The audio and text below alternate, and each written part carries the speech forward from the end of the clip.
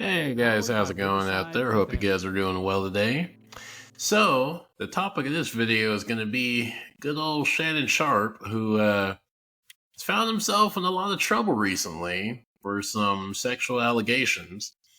And I will say that this whole ordeal is kind of fascinating because for a while there, Shannon Sharpe was pretty much on top of the world. I mean, he had the Cat Williams interview on his podcast, which was like, this launched him into fucking beyond stardom. I mean, I don't know if I'd say he was up there with Joe Rogan, but I mean, after that Cat Williams interview, he was probably, if not the biggest podcaster, he was certainly up there. I mean, he had tons of people on. He had just, big guests after big guests, and he had several contracts that were coming up. He had that $100 million deal that was going to be inked soon. Hey, I mean, he was pretty much on top of the world and was going to be probably one of, if not the biggest podcaster, by the end of this year. And then this lawsuit came up, this rape allegation, and that just is not going to happen now, at least for a little bit. I mean, this is definitely going to set him back for a while. And so this is kind of, I wouldn't say, I guess, tricky maybe, but so what's wild about this is that the girl or the woman he had a relationship with was like 19 at the time. And Shannon Sharpe is in his 50s, like mid 50s. And right there, that's just, I mean, that's fucked right there. Why Shannon thought it would be in any way a good idea to have anything to do with a girl or a woman who is 18, 19, early 20s, at his age, with his type of fame and money, it's just disaster. Like, no matter how you look at it, there is really no outcome where this is good for Shannon Sharpe. And I would assume he would know that. You would think he would at this point in his life, but apparently not. He has his type, or he had his type. And it is possibly going to cost him up to $50+ million, is what this lawsuit is trying to get from him. And the reaction to this is kind of interesting because there is a section of people who have sympathy or kind of look at Shannon Sharpe as the victim in this. And they kind of look at him as like, being a victim of a brutal shakedown by a heartless, vindictive gold digger, and this is just another case of a wealthy man being taken advantage of, and just being a victim of the system that is beneficial to women opposed to men, and to that group, no. Shannon Sharpe, again, I'd like to point out, is in his fucking 50s. He should have decent common sense. I would like to think that. He willingly engaged in this relationship with this chick, knowing how young she was, knowing that this is probably going to end bad for him, and he did anyways. Like, nobody forced him to have sex with a 19-year-old. Nobody forced him to want to go after her. He did that on his own accord, and for some reason, I guess thinking more with his lower head and his upper head, decided to, go for it, and end up possibly cost them damn near upwards of $500,000, $100 million. So, no, I don't see Shannon Sharpe as some, poor innocent victim of being taken advantage of from some ruthless gold digger. Because even if she was, let's say that's the case. Let's say that is a hypothetical. Well, again, you should know better. You should fucking know better. It just keeps going back to that. Like, no matter how you try to spin this, he should have known better. Or at least somebody in his team, his agent, his manager, somebody should have been like, "Hey, Shannon, you need to cut this off. Like, this is fucked. Like, this is nothing but toxic for you. Nothing good will happen." Apparently not. Apparently he had nobody to tell him that. He just this was on his own. I don't know. I can't imagine that he was in this relationship with this chick and nobody knew. I mean, maybe he just had that under wraps, but I don't know. Like, I just feel like there had to be somebody who knew, surely.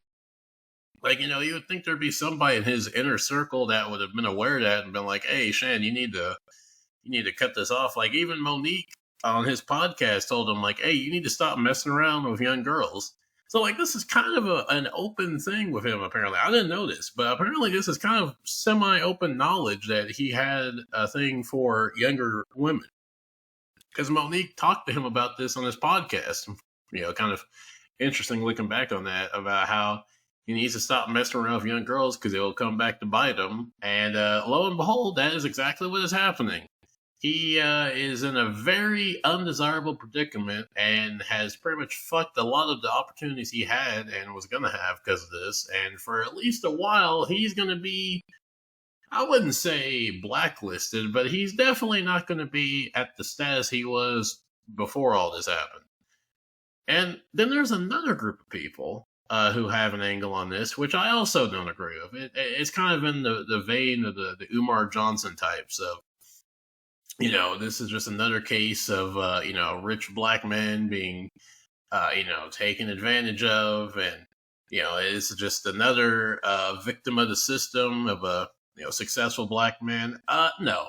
Again, like with the first group.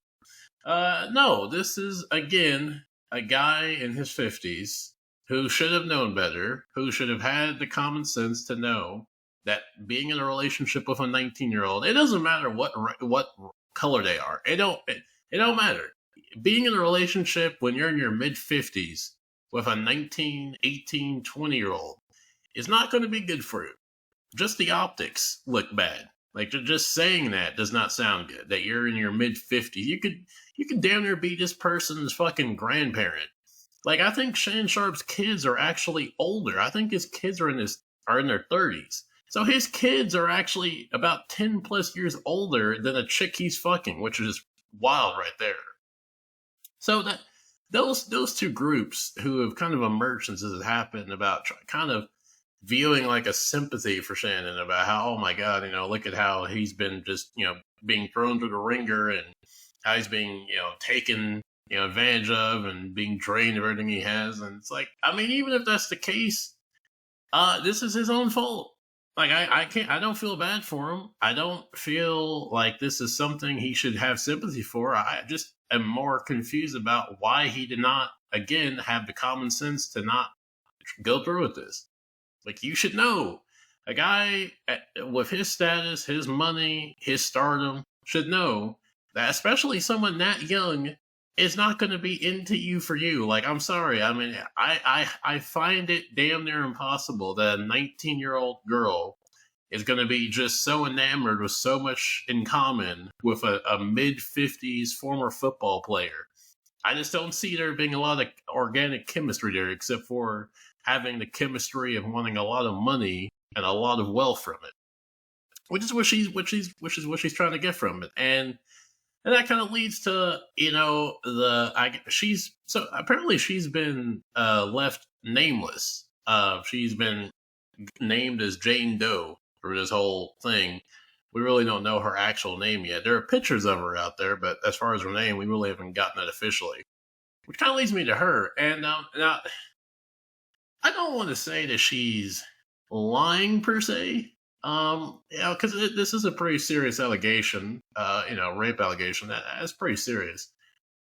However, I just find it very peculiar that she happens to sue him for $50 million right before he was supposed to get a $100 million contract. So it's just kind of fascinating how it aligned that when he's about to get this $100 million deal, that a lawsuit so happens to emerge wanting half of that. It's interesting to me. It's kind of a perspective I have on that. I'm going to kind of leave it at that.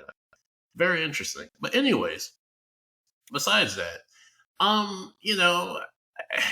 it's one of those things where, again, Shannon should have known that someone this young, I mean, not that you're, not to try to infantilize, this woman, but when you're 19, 18, and you're in a relationship with a guy in his mid-50s who is a multi-millionaire and as famous as Shannon Sharpe, at some point, something's probably going to go wrong. Either that girl or guy, whoever, that young person is either going to want a lot of money from you, they're going to want to have consistent money from you, or if the relationship ends on bad terms, they can always turn around and say, well, when I was 18, 19, and, they did this to me, or, well, they forced themselves onto me, or they groomed me when I was younger. Like, it's a very hard defense when you're in that type of relationship, because just of how massive the age gap is. Like, you're not talking about someone who's, in their late 20s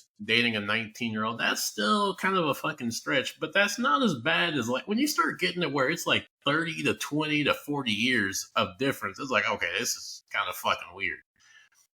And, this chick, I don't want to say that she's lying about this whole situation, or maybe not lying, but she's being dishonest. But I will say that she claims that this was a very abusive, very violent relationship, and that she was abused. And I will say that there is, I guess, some evidence to that. There was that leaked phone call that's come out that she recorded of Shannon Sharpe saying on record that he will choke the shit out of her when he sees her next. And again, that's another thing. Is like, why Shannon did not take any type of measures to try to protect himself or defend himself in this relationship is wild. Like, I don't know why you would say something like that over the phone to somebody that you don't know if they're recording you or not. Because guess what? She was. And it doesn't look good to hear on tape or on phone you saying that you're going to choke the shit out of her when you see her next, when she is, suing you for sexual assault and you being abusive towards her. It's not a good look. It looks exceptionally more bad on your part. And then that's also something with Shannon that's just wild, is that it seems like he took no precautions to try to protect himself or distance himself or try to keep, like, any type of, I guess, like, plausible deniability, which I guess would be kind of hard in a way. But, like, the fact that he was just very overt about shit like this, like just saying stuff like that over the phone, like, what? No, like, okay, you shouldn't say stuff like that in general to anybody, but if you're gonna say that, for God's sakes, like, say that in person at least, when there's not a fucking record where they can be brought up in court. I don't know. That's just me. But anyways, back to the Jane Doe, who's suing Shannon Sharpe. Like, again, like, do I think that this was a violent relationship? Again, like, I'm not going to say I know a whole lot about the relationship. I mean, probably from what I've seen. And that phone call of Shannon, saying he'll choke the shit out of her, that also kind of steers towards a not so smooth relationship. But, I mean, again, like, I can't imagine that this Jane Doe got into this relationship with the most altruistic purposes. Like, I doubt that this chick ever had any type of romantic or genuine feelings for this guy. What I feel like this relationship was a mutual exchange that they both got what they want out of it. Shannon got to fuck a very attractive young chick, which is what he wanted to do. In exchange, the young chick was able to get a lot of money and be well taken care of and have access to pretty much an unlimited, money supply, a bank, pretty much like a human ATM, essentially. So I feel like, to me, this was just a very transaction nature of a relationship. Like, I don't think that this was any type of genuine relationship. I don't think that they ever had anything in common, anything that they were mutually interested in. Because, like, again, I just find it, I mean, maybe it's not impossible, but I just find it very hard to believe that some 19-year-old, because apparently they met in a gym in LA, I find it very hard to believe that these two somehow, met each other and they start talking about, I don't know, football or something, and just hit it off, where they just had that instant chemistry, love at first sight. I don't believe that. I believe that this was a very calculating relationship on both ends. And for Shannon Sharpe, he was not as calculating as he should have been. And he's getting pretty much fucked because of it. And now, how will this affect Shannon Sharpe going forward? I don't know. It's kind of weird because it's been like a month since this happened, and it doesn't seem like this has really affected him how I thought it would. Like, I mean, he stepped down from ESPN, and ESPN was pretty much like, yeah, we agree with that. But I don't really see him being like blacklisted like I thought he was. Like, he's still, from what I've seen, he's still doing like podcasts. He's still doing shows, that are not on ESPN. Like, he's still doing stuff like as if nothing happened. So it's not like he's been completely just banished from the entertainment sphere. He's still out there doing things. So I mean, as far as like if this is gonna like negatively affect him, like if this lawsuit goes forward and he loses, probably, because he was, well, I guess he worked for Disney technically because ESPN's owned by Disney, and Disney, that's one thing that they do not tolerate. They have no tolerance for bad PR. As we know with Jonathan Majors and Gina Carano and other people, if you are bringing negative press or you have some negative baggage that Disney might see as detrimental, they will drop you like a fucking rotten leg. Like, they will fucking disconnect themselves from you instantly. So as far as him working with like Disney and ESPN, that might not be a thing for a while. But I don't know. It doesn't seem like this has really negatively affected him to where like he's lost his podcast. Which, I mean, I guess he couldn't lose that since that's his podcast. But I don't know if he's been having as many guests as he normally would on. But it seems like he has, like, from what I've seen, like, he's still getting, 1 million+ views on his podcast on YouTube, and he's still doing interviews, he's still doing his show, so it's kind of weird. Like, this seems like something that should have just annihilated his public image, but it really hasn't. Like, the most it's done has just kind of been a story, and that's it. Like, especially with the nature of, especially of her being, well, when they were in a relationship, like 19, I felt like that would have been just fucking toxic for him. Like, I felt like that would have been something that would have been really hard for him to overcome. Like, you're being accused, just even the accusation. Like, that's the thing, is whether he's innocent or guilty, just the accusation of A, being in a relationship with a 19-year-old, and then B, being accused of rape and being abusive towards a 19-year-old. That's a fucking law. That's enough to pretty much make sure you have no viable career in anything with entertainment. Like, the best you can do is a fucking server at Jack in the Box after that. But for Shannon, it doesn't seem like that. It seems like he's actually done pretty okay. And like I said earlier, it seems like there's a lot of people coming out that feel more bad for him and see him as like some type of victim than anything. Like, he actually has garnered a lot of support on his side because of this, opposed to people being against him. Like, I mean, yeah, there are people online that are, not fans of him anymore, and there are people that are kind of critical of what he did. But as far as like a overwhelming public backlash, it really hasn't. And I've met people who don't even really know what's going on with Shannon Sharpe. That, like, they don't even know this lawsuit's going on. So it's kind of weird how something that should be a bigger deal just kind of isn't, and it just kind of seems like a thing where, like, well, when and if there's a trial, you go from there. And I mean, yeah, he stepped down from ESPN, which honestly, I think that was more of like a mutual ESPN saying, like, look, you're gonna have to step down, or we're gonna have to let you go for a while. So I think that was kind of a mutual, if not kind of forced, exit from him, where he kind of didn't have an option. It was like, either you can leave or we'll just have to get rid of you. One to two. But that's pretty much it. Like, he's only really lost his ESPN position. And I guess he was going to be taking up a show coming up, but that's not going to probably happen. And other than that, like, yeah, he's pretty much got out of this unscathed so far. I mean, that's the thing, is, I mean, this isn't over. Like, there's still a lot of time left for this to damage him a lot more than it has. And I guess this is not the first time he's been charged or been accused of, sexual assault or violent behavior. So that could also be a thing where that could also resurface and be an issue, but I don't think it is. I mean, I feel like if it hasn't been at this point, it probably won't be going forward.